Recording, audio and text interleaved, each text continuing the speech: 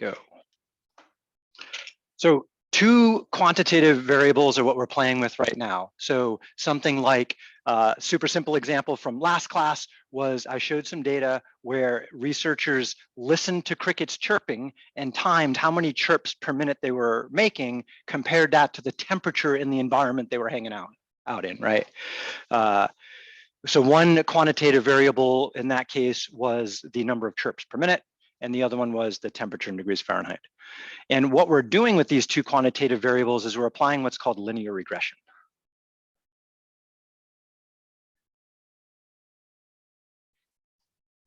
And like we have a formula to calculate the average value of a quantitative variable, right? We add them up and divide by how many. There's a formula that will look at a set of points. So two quantitative variables, we have an X and we have a Y, and there's some numbers for those. Right, we have a whole bunch of different numbers there. And they're just like we can look at that list of numbers and calculate the average, we can look at the list of X's and Y's, and with linear regression, we make three calculations. We calculate the slope for those points. And again, it really is an average, it's a special average. So it's an average slope. There's a special kind of average Y-intercept.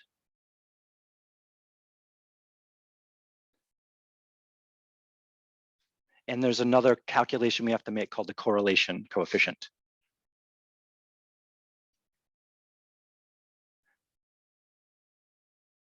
And just like we use StatKey to calculate an average, a standard deviation, or we use a spreadsheet to calculate an average or a standard deviation, we're going to use StatKey or a spreadsheet to calculate the slope, the Y-intercept, and the correlation coefficient. And then we're going to figure out what the heck do they mean in each circumstance. That's the hard part. Easy part is pushing those buttons. Okay, so we're going to find a slope. What do we usually call slope? We usually use the letter M. Unfortunately, we always use M for median. So in context, if you see two variables in a table and you see an M, it's probably slope, not median, right? Y-intercept, we usually give the letter B, right, from math classes before, and correlation coefficient, we give the letter R. And linear regression means we're trying to find the equation of a line that best fits the point. So equation of line that best fits. I'll explain what best fits means, the points. So two quantitative variables, we're going to graph them as a scatter plot, and then we're going to ask the computer to find the best fit line for that, and the line's going to have the equation y equals mx plus b, and we have to calculate m and we have to calculate b. So let's do it. Oops, come here, highlight. And then we'll calculate R. So we're going to head over to StatKey next, and we're going to take a look at that Cricket data they had. Then we'll stick that into a spreadsheet, see if the spreadsheet agrees with the calculations, and then we'll try to write down what they mean to the best of our ability.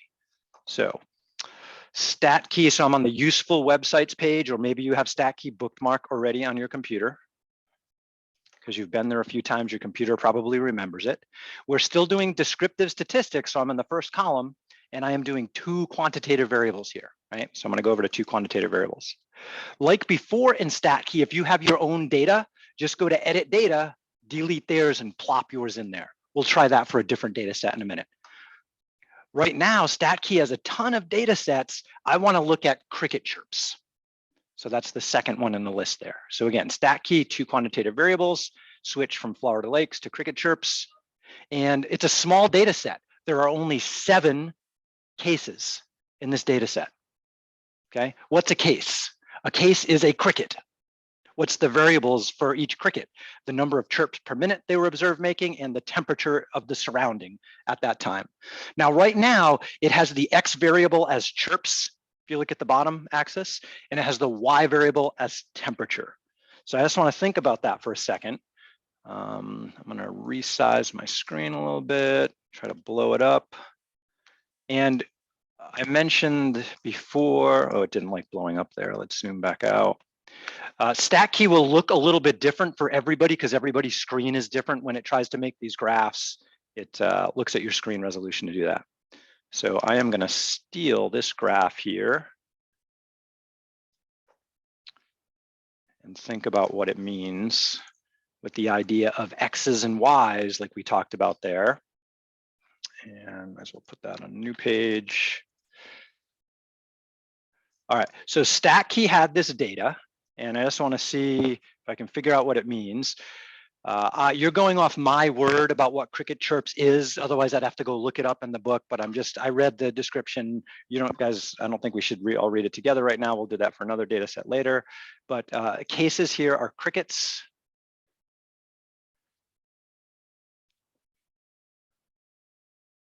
And the sample was 7 crickets. So we have n equals 7 for the sample size.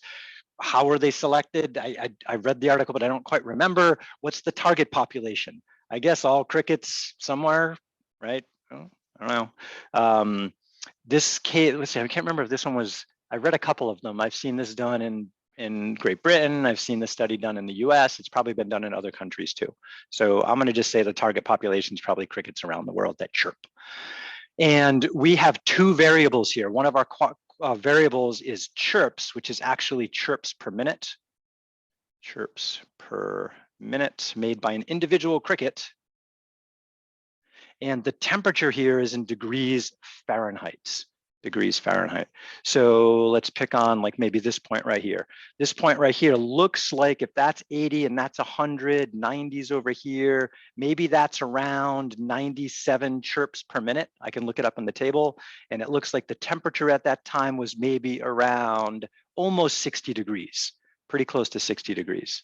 StatKey always has the data. If you really want to know what the points are, you could either go to show data table or edit data to see them. Show data is a little prettier to look at. So yeah, 97 chirps when it was 59.5 degrees Fahrenheit for that particular cricket.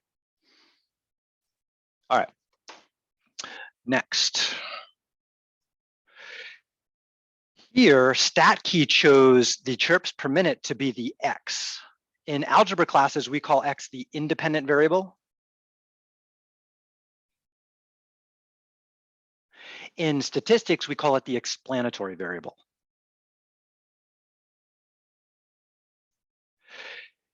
StatKey picked temperature to be the Y. Y in algebra classes is called the dependent variable. In statistics, it's called the response variable. Now I want to see if it makes sense to have that as the choice. Does it make sense that the chirps per minute explains what the current temperature is? That somehow the crickets chirping affect the temperature? That doesn't make sense to me. That's backwards. Why would they have done that? Huh, I'll come back to that in a second. So I think it might be better to switch these and make the X the temperature, because it seems if it's warmer, they chirp more. The temperature is affecting the crickets, not vice versa. Okay, so one thing StatKey makes easy is to switch the variables. So I'm going to zoom out again here. There's a switch variable at the top of the summary statistics. I'm just going to flip them. Now temperature is the explanatory variable, the independent variable, and chirps is the dependent, right? Chirps depends on temperature. That makes more sense to me. Okay, and I think this is probably the better way to look at it. And again, I'll come back to why they flipped it. Now, something notice, the slope will change, right? Slope is rise over run. So that means previously the rise was temperature and the run was chirps. We just flipped it. Now the rise is chirps and the run is temperature. So we should get a different slope when we flip it. So when I flipped it, the slope is 4.254. Previously, it was 0.231. Okay. So again, switching the variables will switch the slope. The Y-intercept, well, that's switch. Well, when they originally gave it to me, the Y-intercept was a temperature. A Y-intercept is a point where the deep independent variable is 0. So the first time where chirps is at the bottom says if there are no chirps from a cricket, the temperature must be 37.679 degrees, is what that one said. If I switch the variables, now temperature's at the bottom. So that would mean if temperature is 0, I should hear negative 157 chirps per minute. What? How can you have negative chirps per minute? That ain't possible. But I need the number to draw the line. All right, we'll talk more about those meanings in a minute. So again, you switch the variables, the slope and the Y-intercept have to switch. What about the correlation? With the chirps versus temperature here, correlation is 0.991. If I switch it to temperature versus chirps, it's still 0.991. The correlation coefficient is independent of what you call X and what you call Y. Doesn't matter. But slope and Y-intercept do matter. Okay, so keep that in mind. But we always have to decide, do we have the right variable on the right axis? Which one is explaining the other, right? The independent or explanatory variable is always horizontal axis. The dependent or response variable is always vertical axis. We got to get that right. All right, next, let us analyze what this, let's see, what do I want? I want the other version. I want chirps versus temperature. So I'm going to re-screenshot that sucker. And the next thing I want to do is I want to figure out what each of these three numbers mean and write it down carefully. So new page. And let's also copy those numbers over. So make a rough sketch of dots, something like that on your paper. Doesn't have to be perfect. And then I want these four numbers there. Okay, so then I'm just going to write some summaries of what I have here. So always, always, always, when you're doing one of these problems, write something right away, write down what X is here. So I'm going to say X, in this case, is temperature in degrees Fahrenheit. I'm just going to abbreviate that with the degree symbol F. And my Y here is chirps per minute. And they just, in their spreadsheet table, they just called it chirps. I had to look up in the dataset description that it was actually chirps per minute. Okay, so always know what X and Y are. Next, we're going to analyze what the slope means. So the slope, M, has a value of 4.254. 4.254 what? What are the units for that? Well, remember, slope is rise over run, right? Rise. Yeah, so our rise here, our numerator numbers that got to that slope were chirps per minute. Chirps per minute. And the denominator is temperature. So the slope is chirps per minute per degree Fahrenheit, right? Each division is a per. So I could say it is chirps per minute per 1 degree Fahrenheit. How do I know it's 1 degree Fahrenheit? Well, if you have a number and it's not written as a fraction, you can always write it over 1, right? So my slope could be written as 4.254 over 1. So the numerator is my chirps per minute. And the denominator is my 1 degree Fahrenheit. Now that's kind of a weird phrase, chirps per minute per 1 degree Fahrenheit. So I'm just going to break it down in a sentence as to what that means. So what I'm doing next is called an interpretation of the slope. You're going to be asked to do that in your homework. Interpretation.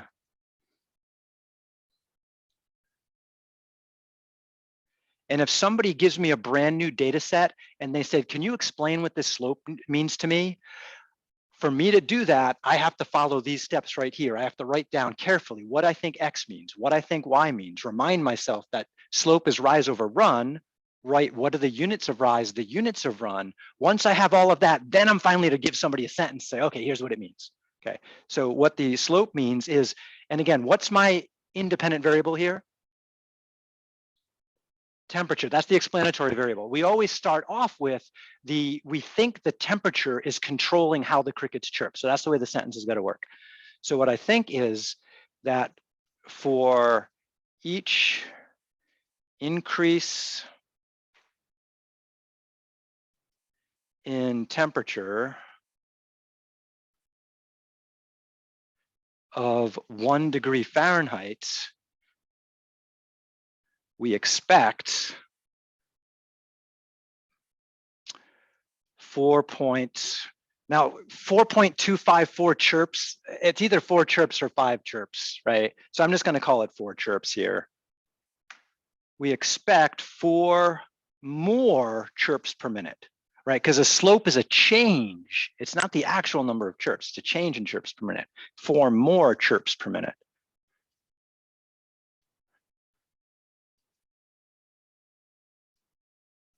Right, slope is a change in the y value divided by the change in the x value.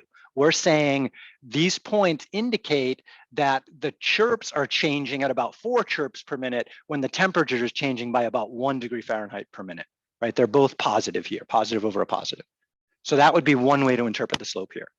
And the sentence is always, how does the explanatory variable affect the response variable? How does the x variable affect the y variable?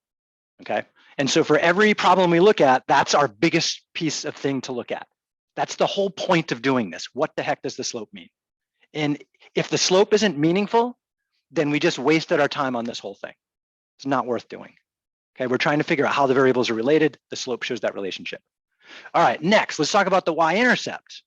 What's a y-intercept?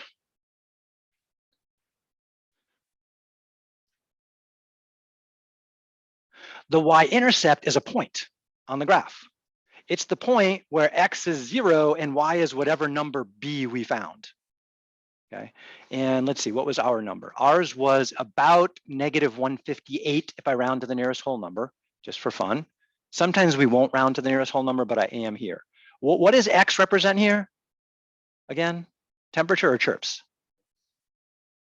Temperature. Okay, so this says if the temperature is 0, then the chirps per minute, that's my b, per minute, there we go, is about -158. Huh? How can you have negative chirps? Negative chirps? What does that even mean? Right? It's like the other day, I mentioned the idea of having negative cholesterol. You can't. Either you have cholesterol or you don't. You can't have negative cholesterol, and you can't have negative chirps. I can't say negative words. I can say 5 words or no words. Right? I can either speak or not speak. I can either chirp or not chirp. So does that mean I should throw this number out? The answer is no. If we don't have that y-intercept, our line will not be in the right spot. So we need that number to get the line in the right spot, but it doesn't mean anything physically. It's nonsense. Okay. So does sometimes the y-intercept mean something? Yeah, sometimes it does. This time it doesn't. Okay. Okay. So this has no meaningful interpretation.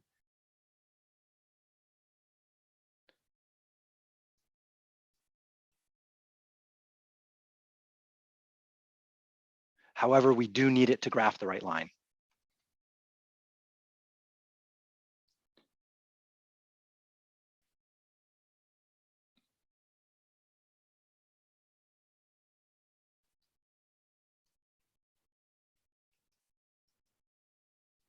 In particular, the line has to look like it passes through the points.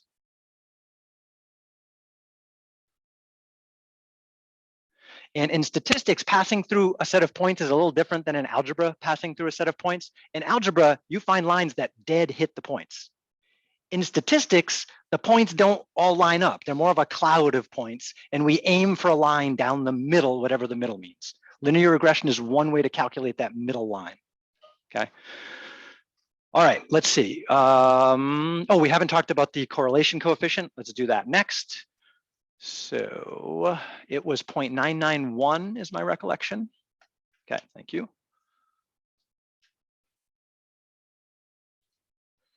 So R, the correlation coefficient,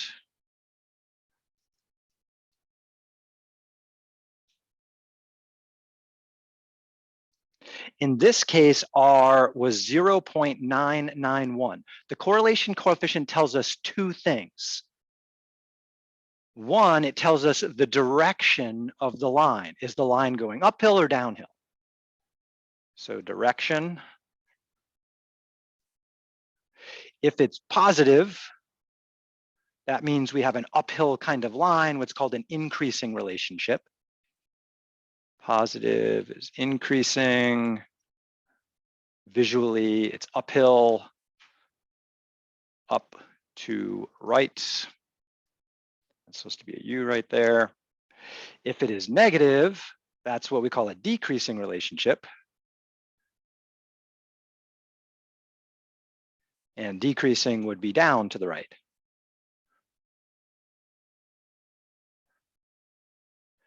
And the other thing the correlation coefficient tells us is the strength of the relationship. Do they strongly relate to each other? Meaning, are the points tightly packed? Or is it a little bit loose? They're not tightly packed. So strength. And as far as strength go, we're looking for a number that's near 1 or -1. That's strong. 0 is not strong. So R on a number line is always going to be between -1 and +1.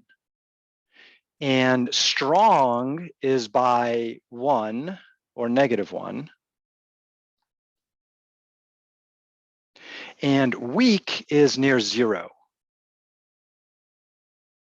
You will typically never get a correlation coefficient of exactly 0. You will also, in reality, never get a coefficient that's exactly 1 or -1. Okay. Now, where's the cutoff between strong and weak? Unfortunately, that's a bit fuzzy, and there's another statistics class after this you might take at a university that will address that more carefully.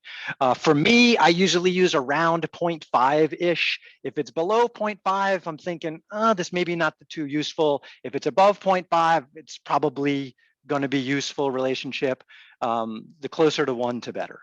Okay, it just depends on the situation, the number of points, and a couple of other factors. And to a measurement of exactly where the cutoff is, it just depends on the sample size also. And again, that's a second statistics course, so look at that more carefully. We're just going to go, if it's near 1 or -1, what's near? Over 0.5, on the other side of -0.5, that can be the strong area, and the weak area is going to be between -0.5 and 0.5, roughly. So this one was 0.99, that's strong, right? So what I would say in this case, since R is about 0.991, I can say that temperature and chirps per minute have a strong positive linear relationship. What do you mean by positive, Gary? I'll explain that. Temperature and chirps per minute have a strong positive relationship. And I could say they have a strong positive correlation. Relationship and correlation are kind of synonymous. Correlation is a little bit more specific because we have a way to calculate that idea of correlation. Positive, what does that mean? Positive in this case means as temp increases,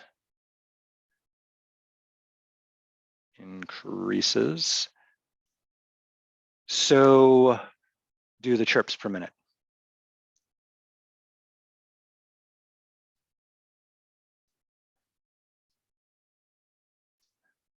But sometimes there could be a negative correlation, in which case, as the first variable increases, the second variable decreases, would be the only change there.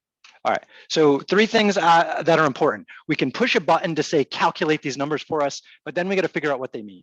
The slope is a little bit trickier because we got to think, all right, what's the rise mean again? What's the run mean again? So it's essential to interpret slope to actually write down, this is what X means, this is what my Y means, and then write down in words, what does a rise mean here, and what does a run mean here, right? Actually write that down. Then you can write yourself a meaningful sentence, that was supposed to be a star right there, about what the slope means, okay? And StatKey gives us that really quick. All we have to do is plug the data in, and StatKey says, bam, there's the points. If you want to see the line, let's see the line. You just click show regression line and it says that's what the line looks like. Now it looks like the line hits that upper right point. I doubt it exactly hits it. Okay, it's probably just close. So the next thing I want to do is let's look at what a spreadsheet, how you do this in a spreadsheet. The upside to StatKey is it's quick. Boom, boom, boom. You get the numbers in an instant. In a spreadsheet, you have to actually type some commands to make it happen. In StatKey, you only get 3 decimal places. Sometimes we need more than that, okay? Because otherwise we can have rounding error problems later if we need to do more calculations. All right, so next video, we will do a spreadsheet version of this.